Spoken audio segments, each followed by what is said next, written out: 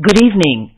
This is All India Radio. I'm Gaura Dhawanlal and with me is Renuka with the evening news.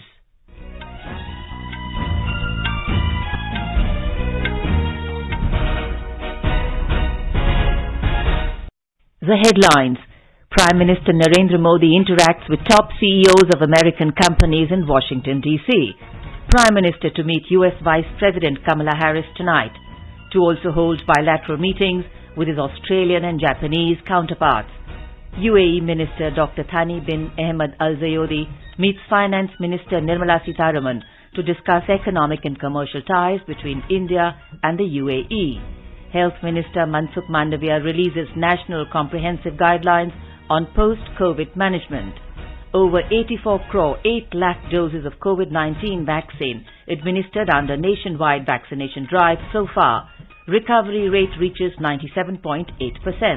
Government says country still in midst of second wave of COVID-19 even though number of cases are declining. Ayushman Bharat Pradhan Mantri Jan Arogya Yojana completes 3 years today. Defence Ministry places order with heavy vehicles factory Avadi for supply of 118 main battle tanks Arjun Mark 1A for the Indian Army. And in IPL cricket, Mumbai Indians take on Kolkata Knight Riders in Abu Dhabi. As the nationwide free COVID-19 vaccination campaign at government facilities for those above 18 years is underway, we advise our young listeners to get vaccinated and also help others get vaccinated. We also advise our listeners not to lower their guard as COVID-19 remains a threat to our health. Please stay at home unless it is essential to go out and continue to follow these 3 simple steps. Wear a face mask, maintain 2 gaz ki duri for social distancing, and focus on hand and face hygiene. For any COVID-related information and guidance, contact the national helpline numbers 011 239 78046 and 1075. And now, the news in detail. Prime Minister Narendra Modi is presently meeting top chief executive officers of big multinationals of the United States. The series of meetings began a short while ago. Prime Minister Modi met Mr. Cristiano Amon, CEO of Qualcomm today. During the meeting, they discussed investment opportunities offered in India's telecommunications and electronic sector. This included the recently launched Production-Linked Incentive Scheme (PLI) for electronic system design and manufacturing (ESDM), as well as developments in the semiconductor supply chain in India. Strategies for building the local innovation ecosystem in India were also discussed. The Prime Minister highlighted the vast opportunities India offers. Mr. Amon expressed keenness to work with India in areas such as 5G and other Digital India efforts. The Prime Minister also met Shantanu Narayan, President and CEO of Adobe. They discussed Adobe's ongoing collaboration and future investment plans in India. Discussions also focused on India's flagship program, Digital India, and the use of emerging technologies in sectors like health, education, and R&D. We now go live to Washington, D.C. with our team there to get an update. Atul, do tell us about what is on the agenda for the Prime Minister's meeting with the CEOs. Well, Gaura, the CEO's meeting with the Prime Minister is one of its kind. Each meeting will last for 20 minutes with a 5-minute briefing and a 15 minutes interaction. In all, there are 5 CEOs from different fields. The focus will be on Make in India and enhancing the trade and investment opportunities between India and USA. Gaura? So, Vagya, we've heard that some of the CEOs are from areas such as renewable energy and investment banking. Any leads on that? Yes, Mr. Modi will hold talks with Fast Solar CEO Mark Widman. Fast Solar is a solar panel manufacturer as well as producer of utility-scale PV power plants and related services. U.S. technology companies to benefit from India's solar PV module production incentive scheme. The diversity in the meeting can be assessed from the fact that there are investment bankers as well. Prime Minister will meet Blackstone CEO Stephen S. Squazman. Blackstone, as you know, is a New York-based American alternative investment management firm. So, Vagya, this question is for you again. What is the objective of the CEOs meeting and what outcomes are we looking at? Yeah, Gaura, rightly, as Dr. Atul pointed out, to bring more investment to India. And, India is looking to boost exports through trade relationships. In 2019, overall U.S.-India bilateral trade in goods and services reached $149 billion. U.S. energy exports are an also important area of growth in the trade relationship. Thank you, Atul and Saubhagya, for the update. In other engagements, Mr. Modi will meet U.S. Vice President Kamala Harris and will also separately meet his Australian and Japanese counterparts. Mr. Modi is in the U.S. at President Biden's invitation to participate in the first in-person summit of Quad leaders. President Biden will host the Prime Minister at the White House for their first bilateral meeting tomorrow. Mr. Biden will also hold the first ever in-person Quad leaders summit with Mr. Modi, Japanese Prime Minister Yoshihide Suga, and Australian Prime Minister Scott Morrison. The Indian ambassador to the US, Taranjit Singh Sandhu, said the Quad is a grouping of like-minded countries that have come together to focus on international issues and problems. 3-4 मुद्दे हैं जिसपे काफी strong cooperation और partnership होगी। पहला vaccine का है। चारों कंट्रीज अपनी स्ट्रेंथ है उसको पूल टुगेदर कर रही हैं। यूनाइटेड स्टेट्स टेक्नोलॉजी दे रहा है, जापान फाइनेंस कर रहा है और ऑस्ट्रेलिया अपनी लिफ्ट पावर दे रहा है और इंडिया प्रोडक्शन कैपेबिलिटी में और कैपेसिटी में बहुत स्ट्रांग है, वो मैन्युफैक्चर करेगा। सो उसी तरह से डिजिटल और फ्यूचर टेक्नोलॉजीज में वो सेकंड पहलू और थर्ड इज क्लाइमेट चेंज। चारों लीडर्स कमिटेड हैं एंड इसमें भी बहुत पोटेंशियल है इन्वेस्टमेंट्स का। चारों इकट्ठे होके एक दूसरे की इसमें मदद करेंगे। Prime Minister Modi will also address the 76th session of the UN General Assembly in New York on the 25th of September. The bilateral aspect of Prime Minister Narendra Modi's visit to USA kicks off today. He will be meeting the Prime Minister of Japan, Yoshihide Suga. India and Japan are strategic partners and close friends. Over the past 7 years, Japan has made a slew of investments in India, from metros to the dedicated freight corridor projects. The meeting of the two leaders is expected to carry forward the momentum in India-Japan relations. All India Radio News team in Washington spoke to Professor Rupa Jyoti Bora, an expert on India-Japan relations and a visiting fellow at the Tokyo-based Japan Institute of International Affairs. I think the meeting between Prime Minister Suga and Prime Minister Modi in Washington DC is very important because it gives the two leaders a chance to meet with each other in person. Prime Minister Suga's visit to India has been delayed or rather postponed due to the coronavirus pandemic, and it's good that the two sides are getting to meet each other. So this is a very important step, and there are a lot of areas where the two countries are coming together. In the Indo-Pacific as well as in other areas, there is the issue of infrastructure, there is the issue of clean energy, and there are issue of the common perception of Chinese threats in the Indo-Pacific. Minister of State for Foreign Trade of the United Arab Emirates, Dr. Thani bin Ahmed Al Zayudi, called on Finance Minister Nirmala Sitharaman in New Delhi today. Both leaders discussed the strong economic and commercial engagement between the India and the UAE and the comprehensive strategic partnership which is driving the multifaceted bilateral relations. Dr. Thani bin Ahmed Al Zayudi and a high-level UAE delegation are in New Delhi to hold talks aimed at improving bilateral economic relations, including expanding the existing trade and investment relationship. Health Minister Mansukh Mandavia today released the National Comprehensive Guidelines on Post-COVID Management to give guidance on long-term health issues. In a series of tweets, he said that this will help health workers prepare for post-COVID health complications in advance and give suitable treatment to patients. He said this is the first such series of 7 modules released in India, providing extensive guidelines for medical fraternity. This includes a module for healthcare providers to deal with mental health, which is of utmost importance. Expressing his happiness on the release of the guidelines, the Health Minister said that these have been prepared to provide guidance to doctors and healthcare workers to deal with the issue of long-term effects of COVID.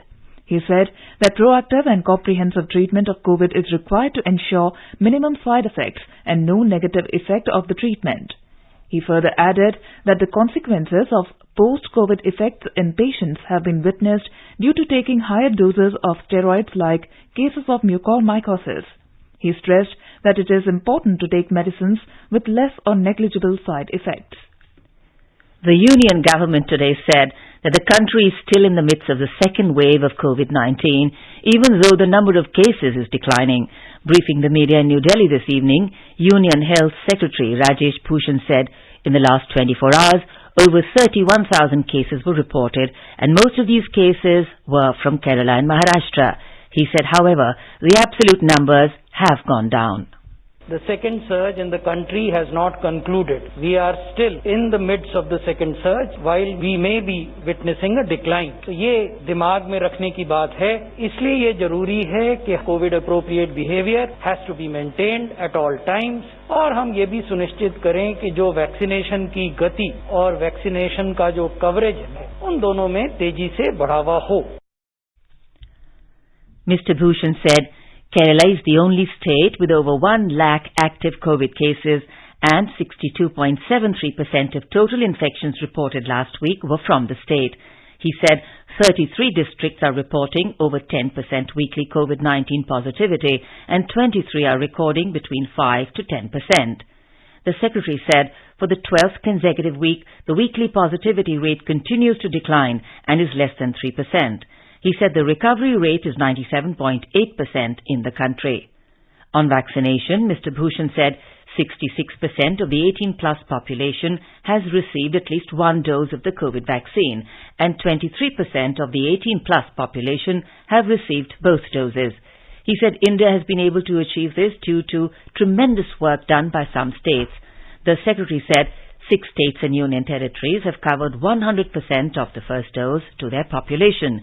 These are Lakshadweep, Chandigarh, Goa, Himachal Pradesh, Andaman and Nicobar Islands and Sikkim. He assured that the doses of COVID-19 vaccine will be made available at home to the differently abled and those with restricted mobility. The Director General of the Indian Council of Medical Research, Dr. Balram Bhargava, said, under the COVID guidelines for festivals, mass gatherings are to be avoided in containment zones and in districts with over 5% positivity rate. Member Health in the Niti Aayog, Dr. V.K. Paul, said it is an important milestone that about two-thirds of the adult population is vaccinated with one dose and almost a quarter of the adult population has received both doses. In a landmark achievement, India's COVID-19 vaccination coverage has crossed the 84 crore landmark milestone today. Till now, more than 84 crore, 8,21,000 doses have been administered. The Health Ministry said more than 65 lakh vaccine doses were administered today.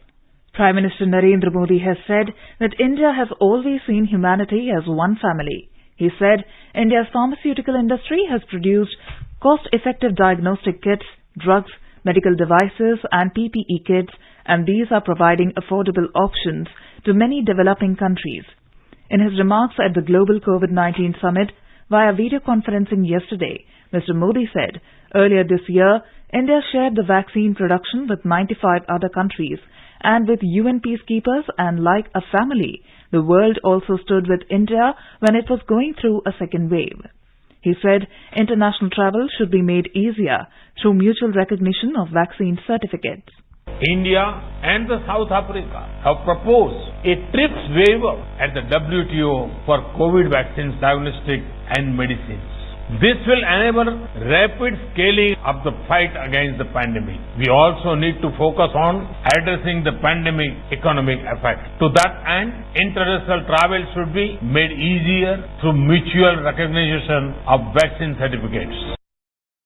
India's flagship health program, Ayushman Bharat Pradhan Mantri Jan Arogya Yojana, has completed 3 years today. Around 2 crore 20 lakh people have been benefited under the scheme launched on this day in 2018 by Prime Minister Narendra Modi. It is the world's largest healthcare program which provides a health cover of 5 lakh rupees annually to vulnerable families and aims at benefiting more than 10 crore poor families across the country. Talking exclusively to All India Radio, National Health Authority Chief Executive Officer Dr. R.S. Sharma said, in the 3 years of its launch, the scheme has contributed significantly to address the challenge of equitable access to inpatient healthcare for the poor. He said, barring West Bengal, Odisha and Delhi, 33 states and union territories are implementing the scheme.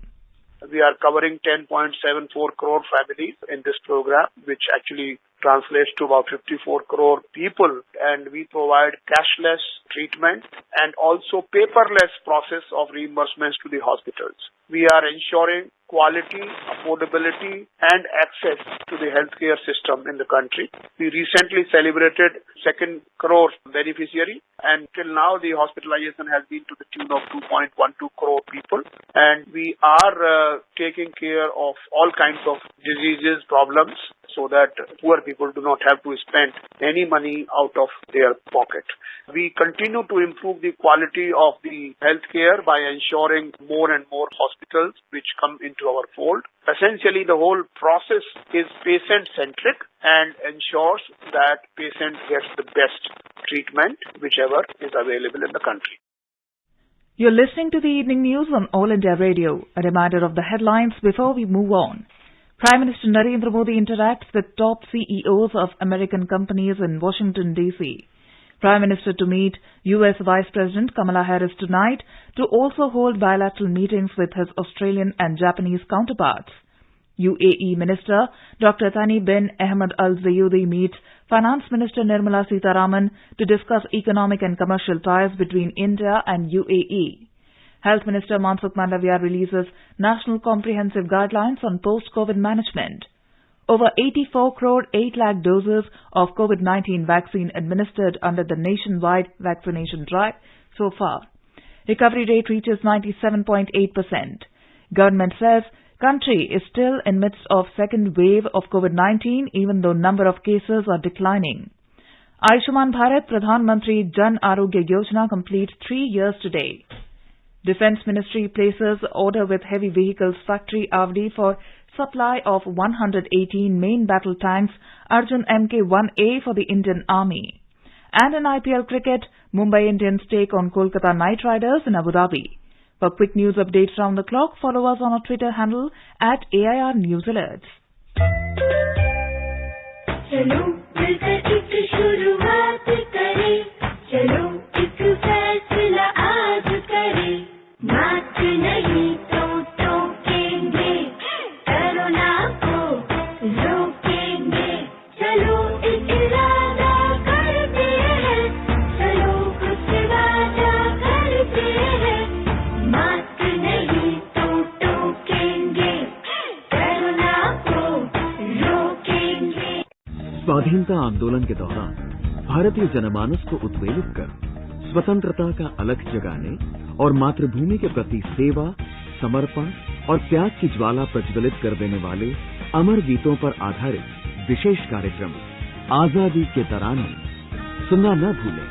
FM gold 100.1 megahertz पर प्रत्येक शुक्रवार शाम 4:45 पर परिक्रमा कार्यक्रम के अंतर्गत आजादी के तराने सिर्फ आकाशवाणी पर। The Ministry of Defence today placed an order with the Heavy Vehicles Factory Avadi in Chennai for the supply of 118 main battle tanks MBTs Arjun Mark 1A for the Indian Army. The order, worth 7,523 crore rupees, will further provide a boost to the Make in India initiative in the defence sector and is a big step towards achieving Atmanirbhar Bharat envisioned by Prime Minister Narendra Modi. It may be recalled that the Prime Minister had handed over the main battle tank Arjun Mark 1A to the Chief of Army Staff General Manoj Narvane in Chennai on the 14th of February this year. The state-of-the-art main battle tank Mark 1A is a new variant of the Arjun tank designed to enhance firepower, mobility and survivability.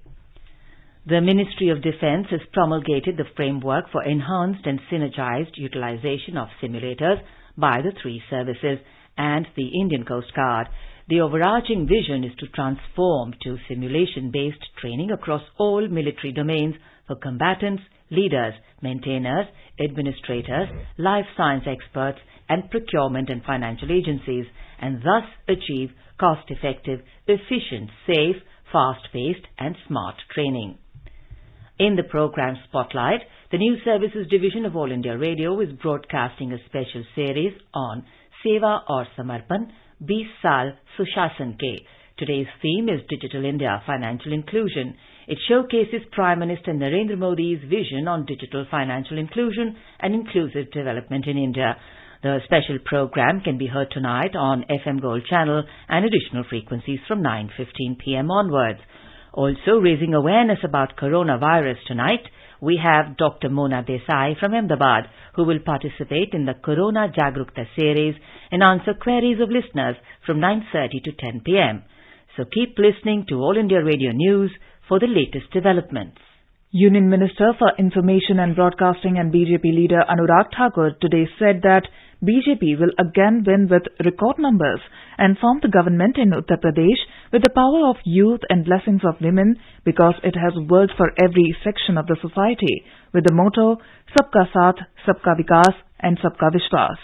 He was talking to AIR News in Lucknow after completing his 2-day visit to the state. युवा एक बड़ी ताकत है, न केवल उत्तर प्रदेश के लिए बल्कि देश के लिए, और इन्हीं युवाओं के बल पे जहां 2014 में, 17 में, 19 में उत्तर प्रदेश में भारतीय जनता पार्टी ने रिकॉर्ड जीत हासिल की थी, 2022 में भी भारतीय जनता पार्टी रिकॉर्ड जीत हासिल करेगी। युवाओं के दम पर, महिलाओं के आशीर्वाद से, बुजुर्गों के आशीर्वाद से और समाज के हर वर्ग के लिए जो सबका साथ, सबका विकास, सबका विश्वास, इसी मंत्र के साथ मोदी जी योगी सरकार ने काम किया है, उसका लाभ भी भारतीय जनता पार्टी को मिलेगा।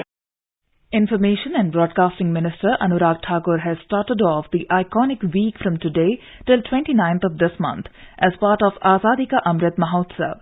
In a tweet, Publication Division said it is all set to introduce its readers to the tribal freedom fighters of India.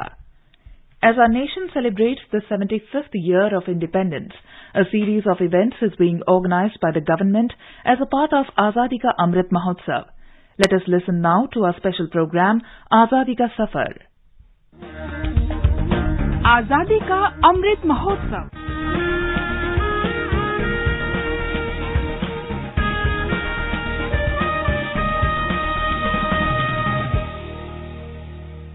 Azadi Ka Safar with AIR News. India's glorious fight for freedom is one of the greatest struggles the modern world has ever witnessed. AIR News brings you a glimpse of the valiant struggle every day. In today's episode, we bring you the story of the great revolutionary freedom fighter, Rao Tularam. The day marks the death anniversary of this great leader of the First War of Indian Independence of 1857, who fought against the colonial British forces in Haryana, where he is considered a state hero.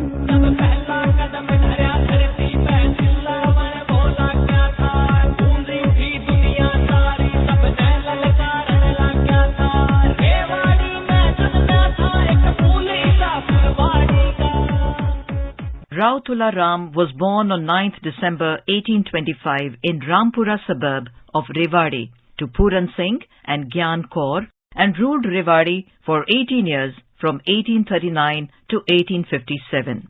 In 1857, after the rebellion in Meerut and other places, he rose up to support the uprising. He also helped rebel forces fighting in Delhi with soldiers and resources. He also temporarily succeeded in driving out the British from the southwest Haryana during the rebellion.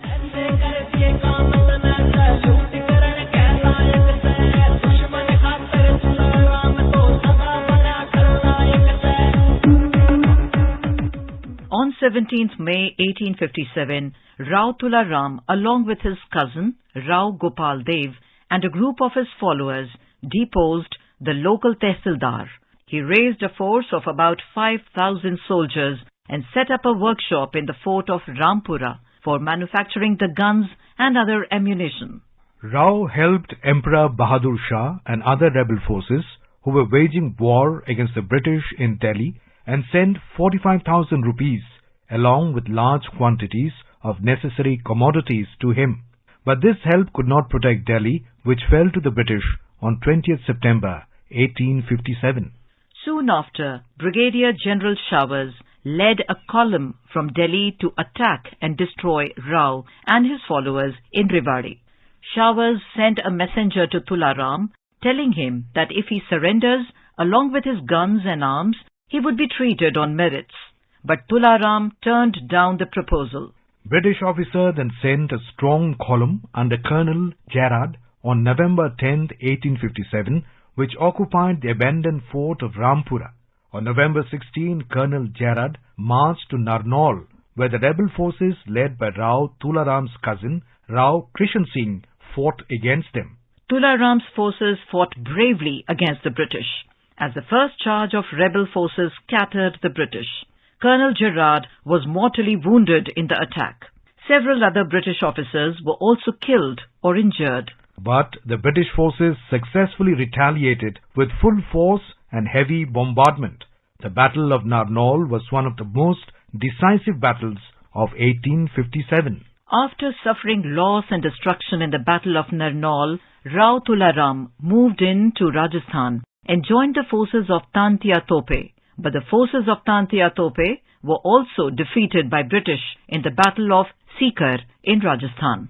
Thereafter, Rao left India to seek help from the Shah of Iran, Dost Muhammad Khan, the ruler of Emirate of Afghanistan, and Alexander II, the Emperor of Russia, against the British colonial empire. For his defiance, Rao Tularam's estates were confiscated by the British. On 23rd September 1863, he died in Kabul in Afghanistan at the age of 38 due to an infection that spread throughout his body.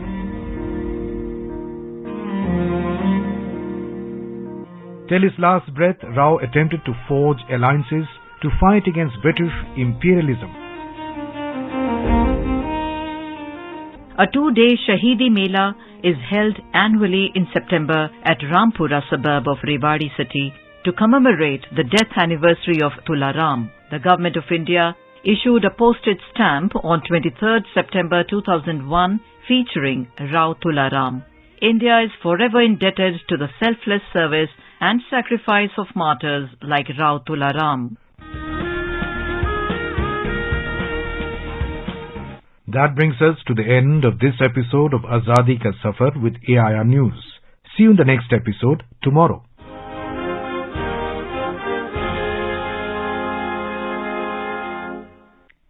Domestic benchmark indices ended at fresh all-time highs today amid positive global cues.